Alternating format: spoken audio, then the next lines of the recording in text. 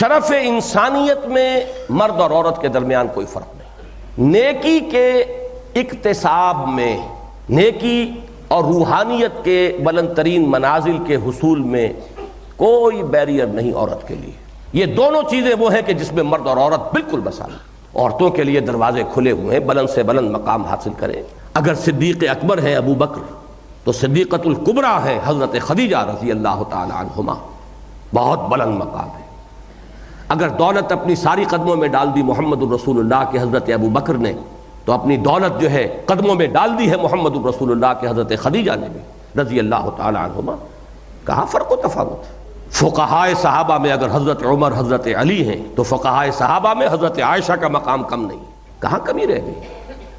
اسلام کے لیے جان دینے میں اگر حضرت یاسر آئے ہیں تو حضرت سمیہ ساتھ ہی ہیں ان کے جنہوں نے جان دی ہے۔ پہلا خون بہا ہے تو ایک مرد کا اور ایک عورت کا۔ تو کون سا نیکی کا کام ہے اور کون سی بلندی ہے جس میں کہ صحابیات جو ہیں وہ صحابہ سے پیچھے رہ گئیں؟ مرد اور عورت میں کوئی فرق نہیں ہے، لیکن شوہر اور بیوی میں فرق ہے۔ یہ جب ایک مرد شوہر کی حیثیت اختیار کرتا ہے اور ایک عورت بیوی کی حیثیت اختیار کرتی ہے، when they enter into a contract of marriage، اب معاملہ جو ہے مساوی نہیں ہے، اب فرق و تفاوت ہے۔